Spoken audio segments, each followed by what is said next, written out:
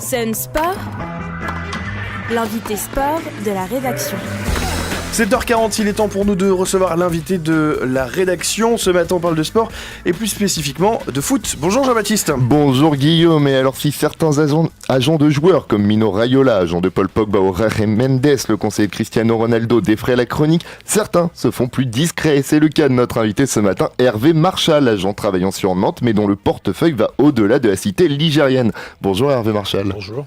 Alors Hervé, avant qu'on parle vraiment de la profession d'agent, j'aimerais revenir un petit peu, vous, sur vos débuts et comment ça s'est fait, comment vous êtes devenu agent de joueur. J'étais déjà dans le football puisque je travaillais dans l'édition.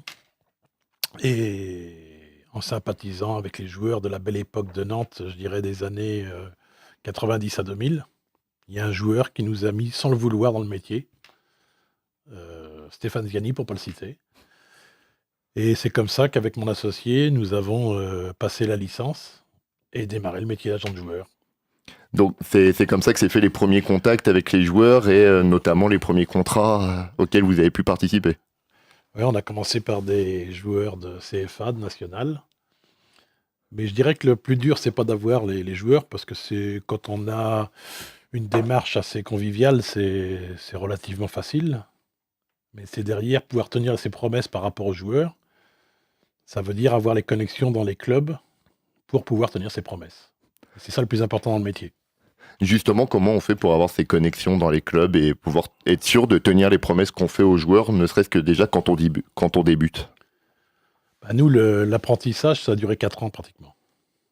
Donc, on a passé 4 ans à payer nos frais sans salaire et à faire des relations, à construire pierre par pierre tout ce qui était pseudo-connexion ou connexion pour avoir un carnet d'adresse, se faire un carnet d'adresse.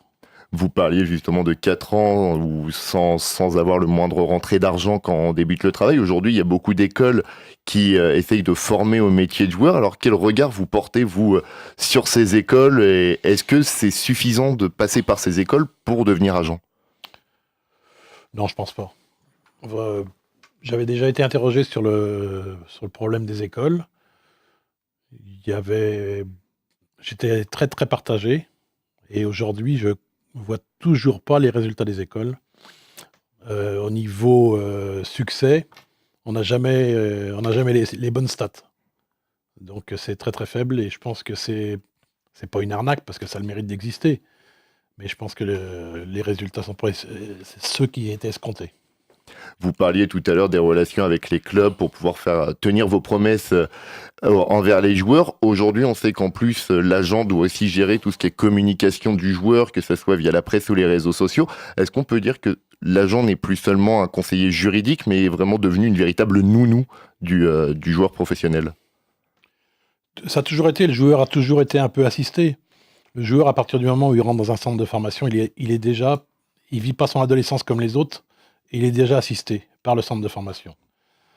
Nous, on intervient plutôt pour le mettre en garde, pour le préserver, pour éviter les dangers ou les dérives. Quand on est proche du joueur, quand on fait ce métier, qu'on le fait professionnellement, je pense que c'est là où on intervient le plus. Les joueurs, ils commencent à être adultes, ils se marient jeunes, ils ont des enfants à 23, 25 ans, c'est des pères de famille déjà. Donc, ils ont déjà une autre famille.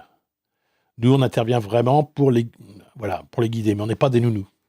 Et pour les guider, on sait que certains agents peuvent s'entourer d'avocats, de communicants. Vous, c'est votre cas, par exemple? Non, pas du tout. Quand le joueur a un problème spécifique, ça peut être un problème bancaire, ça peut être un problème fiscal, ça peut être un problème lié à la consommation il achète un véhicule. On a des avocats qui sont spécialisés. On a on a des partenaires. À chaque problème, il y a une solution, c'est un homme.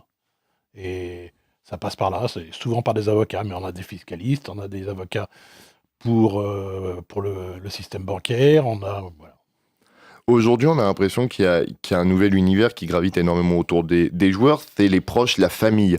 Comment on compose quand on est agent de joueur pour travailler avec justement les familles qui se disent parfois représenter un joueur et qui n'ont pas forcément la licence, puisqu'on rappelle que c'est un métier où il faut avoir la licence en France pour pouvoir l'exercer? C'est assez compliqué à partir du moment où la famille essaye de met en avant un certain besoin d'argent, l'argent est un appât.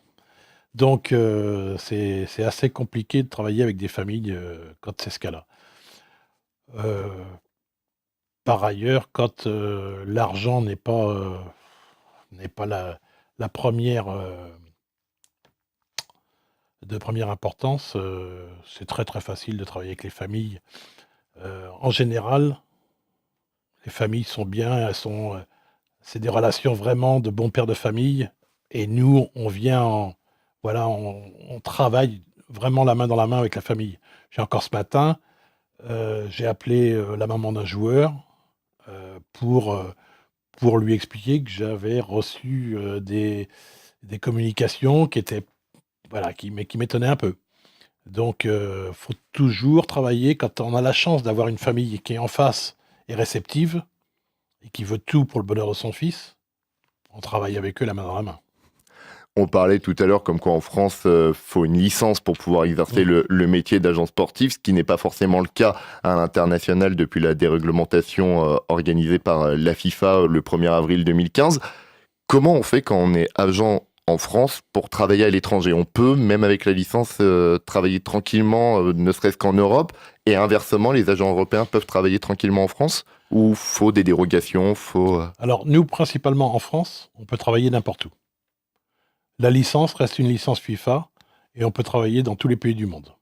En revanche, même un licencié, même un non-licencié hors France, que ce soit un Italien, un Belge, un Suisse, il ne peut pas travailler s'il n'a pas un partenaire en France ou s'il n'a pas reçu l'agrément de la Fédération française. Donc, on est obligé de travailler avec un réseau de partenaires sur l'Europe. Nous, on pourrait travailler en direct, ça nous arrive de travailler en direct dans certains clubs, mais on préfère toujours travailler par un partenaire local. C'est plus facile, ne serait-ce que quand le joueur est transféré dans le club étranger, c'est plus facile de le suivre et c'est plus facile de déléguer à une personne de confiance. Et ça, c'est la déréglementation organisée par la FIFA a favorisé le fait d'avoir des intermédiaires, ou ça n'a pas changé grand-chose dans votre profession à l'international? Non, nous, ça n'a pas changé grand-chose, puisqu'on travaillait déjà avec des partenaires européens, à quelques exceptions près. On avait, comme je vous le disais tout à l'heure, on avait un interprète dans un pays, et cet interprète est passé agent maintenant. Donc maintenant, on n'a plus affaire à notre interprète, on a affaire à un agent. Voilà. Le cœur du métier d'agent, c'est quand même avoir, entre guillemets, de nouveaux joueurs dans son portefeuille, représenter aussi énormément de joueurs. Vous êtes encore à la recherche actuellement de nouveaux joueurs à conseiller, à qui faciliter les contrats auprès de nouveaux clubs? Très honnêtement, aujourd'hui, je ne suis pas à la recherche de nouveaux joueurs. Je ne vous dis pas que demain, il se présente une belle opportunité d'un super joueur qui vient frapper à notre porte. On ne va pas le prendre. Mais aujourd'hui, je pense que c'est plus notre cheval de bataille. Aujourd'hui, on travaille beaucoup plus avec les clubs qu'avec les joueurs.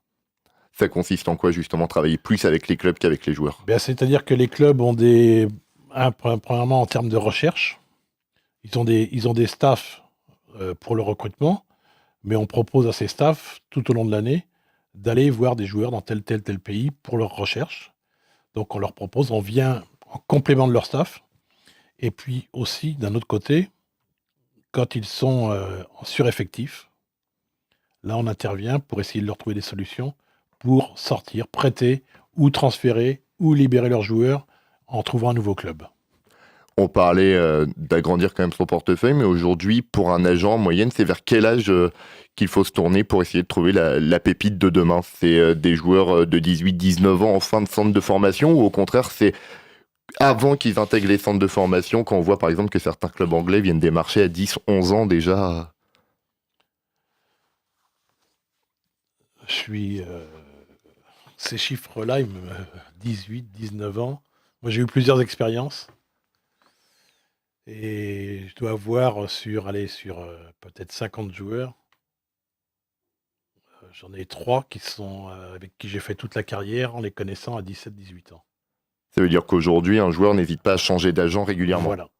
Et je pense que prenez un joueur, vous travaillez avec ses parents, il a 16 ans. Vous le prenez jusqu'à 20 ans. Vous allez tout faire pour lui. Financièrement, parce faut quand même qu'on raisonne en termes économiques. On va rien gagner. Et il y a un autre agent qui va lui vendre la belle aventure, un nouveau club, et il va vous quitter. Et même s'il a un contrat, qu'il ait un contrat ou qu'il n'ait pas de contrat, il va vous quitter. Et après, soit vous êtes procédurier et vous allez devant les tribunaux, soit vous laissez tomber parce que vous voulez vivre en paix et pas vivre dans le conflit. Mais c'est comme ça, les générations d'aujourd'hui sont assez compliquées pour ça. Je terminerai là-dessus, mais justement, vous parliez des générations d'aujourd'hui. Quel regard vous portez sur l'évolution du football et l'évolution de votre métier surtout? Vous avez l'air d'être relativement pessimiste par rapport à cela. Ouais, je suis un peu pessimiste parce que, même je dirais négatif, puisque c'est surtout l'entourage direct des joueurs qui a changé. Et aujourd'hui, je dirais qu'on donne, vulgairement, on donne trop à manger avant qu'ils aient faim, et on donne de l'argent aux joueurs avant qu'ils aient prouvé. Et je pense que c'est pas le métier d'un agent, c'est pas simplement d'aller faire signer des contrats, entre guillemets, juteux, c'est aussi construire une carrière. Et qui dit carrière, dit forcément l'argent qui va aller avec la carrière, avec la bonne carrière. Et donc c'est pour ça qu'on appelle ça régulièrement des conseillers plutôt que des agents. Ouais, je préfère ce terme-là, parce que vraiment, je raisonne en termes de carrière et pas en termes de bulletin de salaire. Bien, merci. Même si l'un va avec l'autre. Bien, merci beaucoup Hervé Marchal en tout cas d'avoir accepté notre invitation ce matin. J'en profite également pour remercier Fabrice Hawkins qui m'a aidé dans la préparation de ce Sun Sport. Et sinon, pour les personnes qui ont pris cet entretien en cours de route, n'oubliez pas que vous pouvez le retrouver sur notre site au www.lesonunique.com ainsi qu'en vidéo sur nos pages YouTube et Dailymotion. Merci beaucoup Jean-Baptiste, à très vite.